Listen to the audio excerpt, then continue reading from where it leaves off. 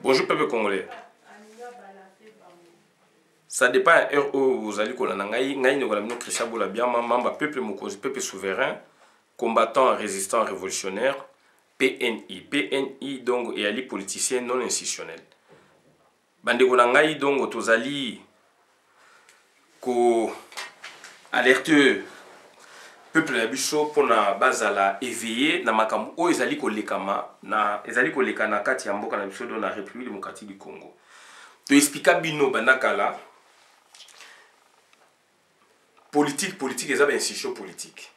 Institution politique ezali biloko oyo toza ko répéter yango pona batu bayeba politique ezali biloko oyo mutu asali. Donc babenga institution politique ezali biloko oyo mutu asali par rapport ya ba données naturelles. Et institution politique ezali lokola présidence de la République, président de la République ezali institution, gouvernement ezali institution. Institution ezali président de la République, gouvernement c'est une institution.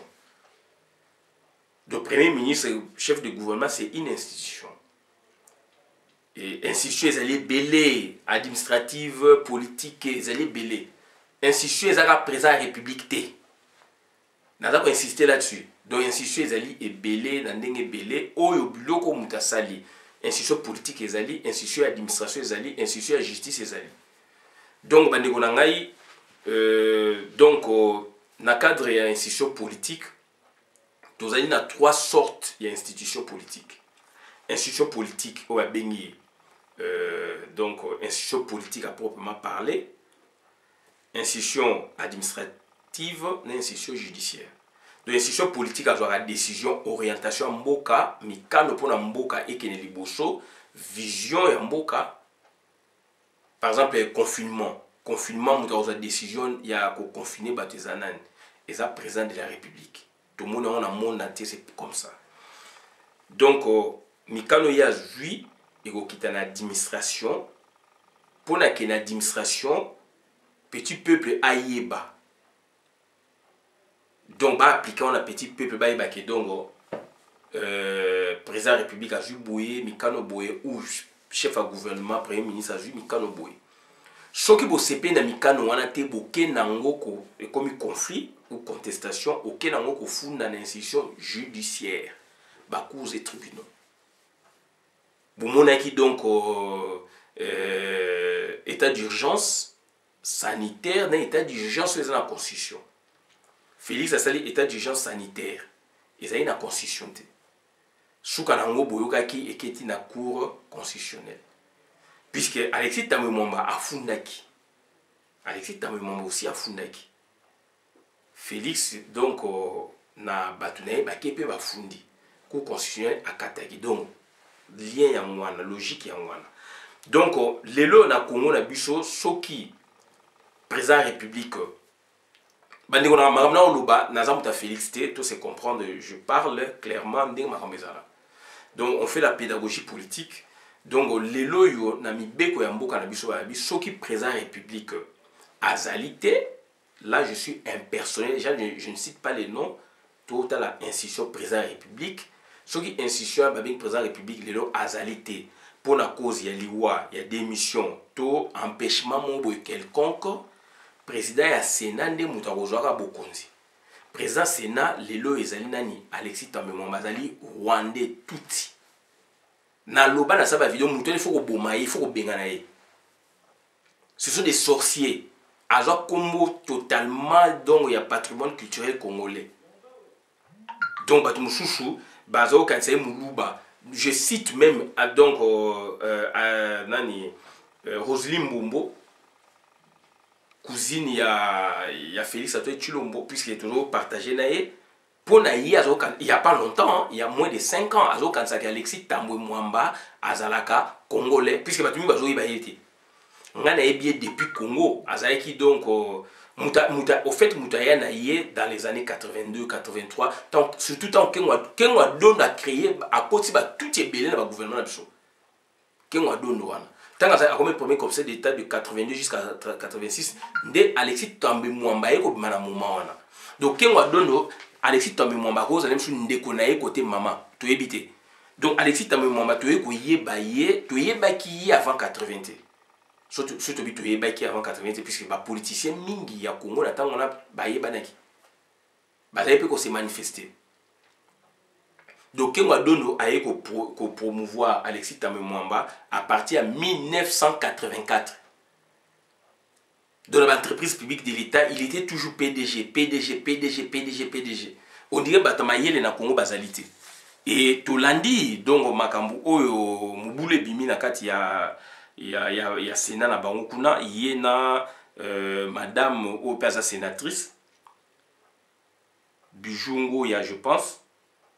Donc Alexis Tambwe Mwamba bolandaki pour ngana nzika ka na landi yango mais ngana zwa ka phrase moko ya lobaki oyo et déranger ngai des frics j'en avais pour vivre décemment avec ma famille. Des frics j'en avais pour vivre décemment avec ma famille. Ça c'est Alexis Tambwe Mwamba qui parle. Donc azali kolaksaki mbongo. Donc mbongo azali nango donc ezali wana pour vivre bien na famille nae. Voilà ce que Alexis Tambwe Mwamba oyo azali koyebisa biso. Alexis Tambwe Mwamba yaki na mbongo wapi? Tata Alexis Tambwe Mwamba yaki na mbongo ni. Baza batu o ba yibi mbongo ya Congo na 1980 to moni basali club mo ba bengi UDI. Union des démocrates indépendants Kengwa Dondo en tête président na bango. Kaka donc eloko Kengwa Dondo asalaki yango Moïse Katumbi asali. Je me répète, eloko oyo Kengwa Dondo asalaka yango Moïse Katumbi asali. Union des démocrates indépendants, UDI. La plupart, il y a donc bazali kaka donc PDG. De la plupart, il n'y avait que des PDG. Et des ministres, finances et économie, IDI. Tu sais que benga bango donc parti mo ya batambongo. Les Alexis Tambwe Mwamba bato ba yibi mbongo ya Congo depuis kala. Donc c'est un des financiers à RCD Goma. Donc bazali batu oyo do ba partenaire ya AFDEL, ba baron ya AFDEL. Pour la bossa la action beaucoup c'est loko boye soki bozali na mutu moko azana mbongo mingi te batu mususu ezalaka pe bayaka na mbongo et beaucoup de ba actionnaire. Donc Alexis Tambwe Mwamba donc ce sont des gens qui ont fait tomber Mobutu et aboma avion mobimba Alexis Tambwe Mwamba wana. Alexis Tambwe Mwamba donc c'est un criminel, c'est un criminel. C'est un criminel, un bandit, c'est un bandit. Et voilà, bah eko tchai wana ko perché na place wana donc ya Sénat et bimi ndenge ni eza ko yebana te. Yango mo ba institution na baka donc il y a du faux est comme vrai, du vrai comme faux. Donc il faut être prudent dans le bas yango. Ba validation, voilà la situation au bacha biso na kata Congo. Donc les ali biloko mo bande ko nanga ezali passe mingi ezali mawa mingi tokoyi ko continuer boyeti. Toko continuer boyeti donc batu wana ya on a bien que donc mutu wana zo luka u azwa bokonzi na Congo. Donc yango tozo senga na ye donc akite mboka na biso atika poste wana akite mboka na biso. Azali bienvenu te na kata Congo. Ce sont des gens qui ont des millions de dollars, ba yibakala. Ce sont des gens bazana ba mbongo, ba fric wala zu ya tata na ye na ou ya mama na ye. Donc bandeko na ngai c'est très important makam toza koloba.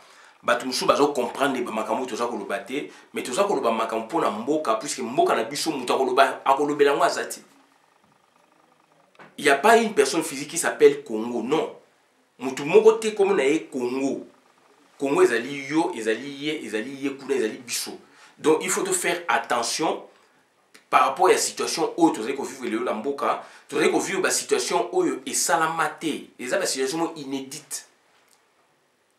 Donc on a parlement où il y a lamboka, nous tout parlement, ezali place à l'okumu, place au mikano ezwaka, dernière lecture. La dernière lecture, il y a la loi et mboka ça dans le parlement. Voilà, on a des aventuriers là-bas, on a des bandits. On a des bandits, on a des aventuriers. Est-ce que na Kongwana ils na batu musulite ba koyo koza poste wana?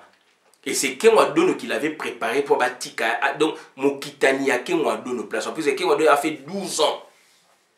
nanko siko ndenge ba bouger bango donc balinge ba continuer ce que ça dit que Kabila longwe ye pas longwe basani ba pesi ba poste na batu na bango Kabila pesi poste na ye et pas ya Kabila ya Félix il y a pesi poste na ye et pas ya Alexis Tambwe Mwamba qui est son frère. C'est un Rwandais burundais. C'est un bandit, un terroriste. C'est un bandit, c'est un terroriste. Bandi kolanga ezali mawa mingi. Ya wana sko biso na vision ya yo ndeko ozali combattant. Na vision ya yo ndeko ozali résistant, na vision ya yo ndeko ozali révolutionnaire. Okoki kopesa jamais confiance na bato wana. Okoki kopesa jamais aussi confiance na ba politicien. Soko lingi vision na yo ezali éclairer za la malamu lobi ndeko. Kopesa jamais confiance na ba politicien.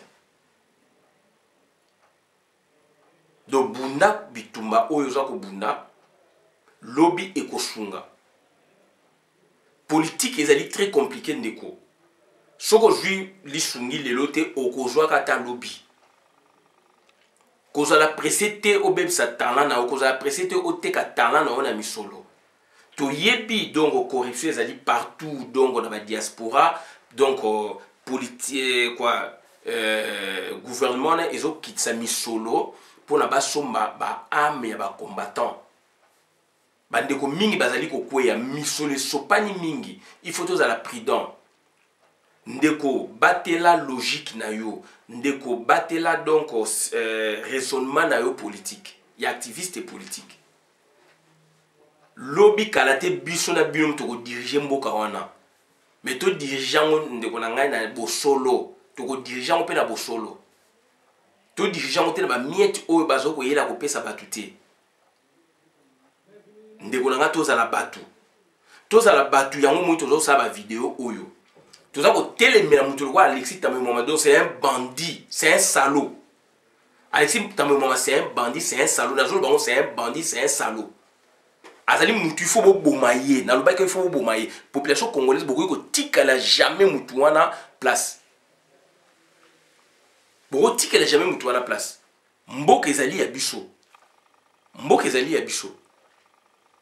Toko tikala jamais de ba biso la situation où on doit réagir.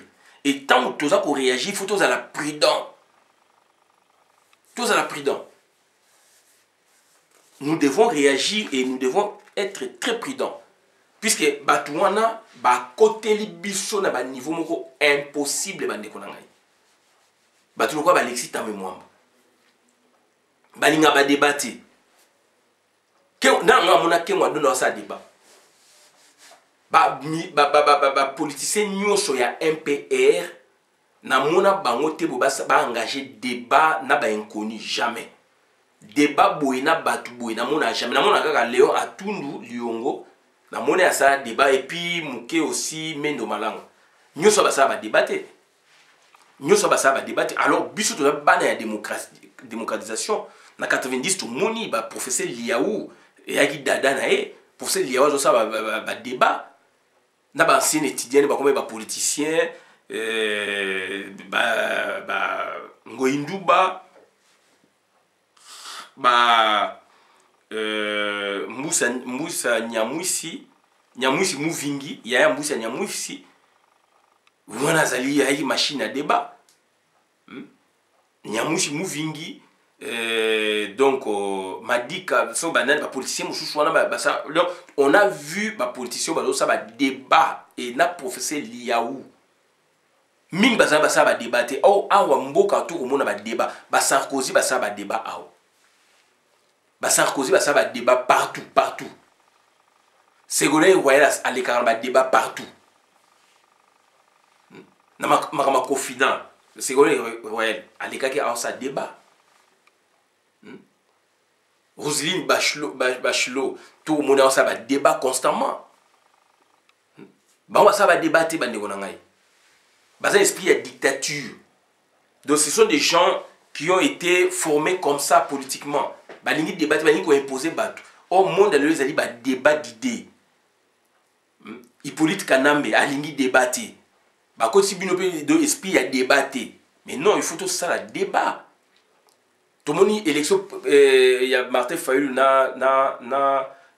Martin Fayulu Bachadari na Félix Basala qui wana il y a pas eu débat on a eu ba campagne électorale les élo comme na débat na mutu boy les élo comme 3 personnes boy bon ba ça débat même 3 personnes tout le monde va Marine Le Pen ba les débat pam pam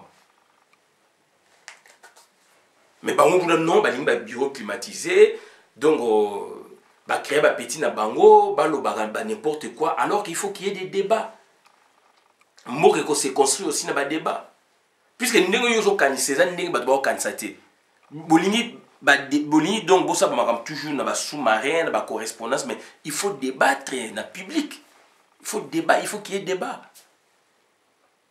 il faut qu'il y ait débat à 3 à 5 tours au monde oh il y a un sujet 3 personnes 5 personnes vous débattez ancien ministre Ségolène tant confirmé ça la basali na ministre il y a ministre intérieur ou il y a santé actuellement il y a santé et Ségolène Royal bah il belé wana le débat c'est comme ça Congo basé en culture à débattre et bah mimi bat news na ba style wana mais c'est pas bon mboka zo kufa puisque Hippolyte quand même il a débattre to lingi photo instaurer ba débat Gabriel Mouke a un esprit à débat. Lui aussi, il ose. Ma vidéo est aussi sur Internet, n'est makambo. Faites le débat, il y a un sujet comme ça. Dans mon avis, Gabriel Mouke il intervient. C'est ça le débat. Biso a tout ça là. Mais bon, on dit que biso tout ça classe politique, tout ça activiste politique. Ndeko nanga kolanda ba aventurier wana te ba ndeko nanga ba twana ba lekiyo ne loko moko te c'est question de temps c'est question de temps donc ça dit tout se préparer encore une fois lobby ezali tangu na biso lobby ezali biso mto aussi mama solo yo ye kuna mto aussi mama solo ba twana bazali ko banga biso. J'ai observé batouana tout ya politique à Mobutu à Kalawana na ba afdelo successivement donc PPRD FCC balinga ka débattre alors que na Congo kuna culture il y a débat ezali il y a beaucoup de chaînes ba débat salam mais aucun politicien ba trampo yo bangaka ya banganga te neto bipe yo ndenge na monyo ndimi bangaka te merci. Donc, tous les gens ont besoin de tremper la qualité, pour que tout banga, tout ça va débat, puisque va débat ça, na Kinshasa va débat ça là. De la génération à CC wana, va débat ezali, mais bango batu wana, batu na Sénat, batu na surtout na Sénat, na Sénat, va lingi débattre. Puisque le débat oko éclaboussé yé, azana va argumenter. Boyo ka ba grade na bango, bo banga ba grade wana te. Bo banga ba grade wana te. Oh, makambo ezali donc ezali makambo droit constitutionnel mutunyo stako makambo droit constitutionnel non là on parle de la constitution du pays on parle du fonctionnement des organes politiques yamboka ça fait partie à droit constitutionnel ça fait partie à constitution yamboka là ce sont des choses qui ont touché tout le monde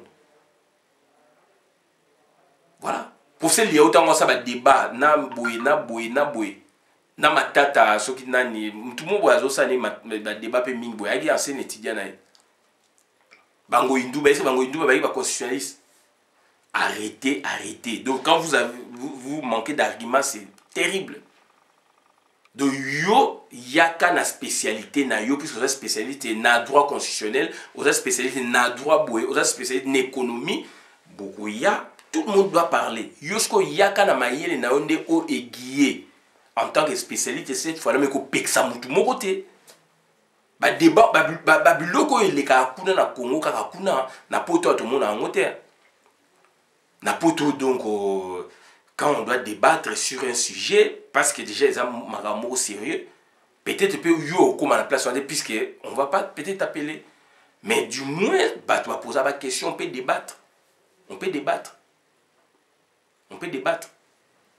débattre puisqu'ils ont la société, ce que spécialiste a quoi éclairer. Donc donc ça dit Alexis Tamouimwamba donc il faut abimanambo kanabiso, il faut démissionner. Donc ça dit, il faut que Boma Alexis Tamwe Mwamba. Il faut que Boma Alexis, c'est un bandit. Moi si na tu yebi ete bana ba tu yebi bango te munoko alobaka kikongo te alobaka chiluba te alobaka lingala te alobaka swahili bora swahili ya biso te. Voilà. Moi si ne boyebi ete bana ne boyebi bango te. Ce sont des transplantés bato ba yeko zwa ba mbongo na biso ba kiti na Congo kengo dom ta na bango ba yiba ka mbongo pona ba ke tonga mboka na bango. To moni ba kufi ba muso ba kufia ba okunda ba na mboka na bango. Donc, Congolais, il faut que il faut qu'on soit prudent. Donc, Batouana sont des bandits. Ce sont des bandits. Et dans ce pays, dans le comportement, il y a un sénateur. Puisque tant que séni a pesi ordre de sa maman, on a battu baboui. Et maman a pas l'obéli makambu. C'est là où j'ai beaucoup apprécié. Beaucoup de gens ont battu petit wap. Battu baboto bino pouvoir, baboto bino kita. Alexis Tomé Mazana Kati. Azali orge et Moutou a fait ma bêtise à bon l'obé comme président mboka na biso mutane ngwana. C'est un aventurier, c'est un salaud, c'est un salaud. C'est un il faut que boma, il faut que benga, il faut que inquiéter. Donc voilà, on a eu au na suki abonné la vidéo madame la compte communauté. Merci. Alexis Tamé maman. Bon monsieur bimi na Congo na Alexis Tamé maman.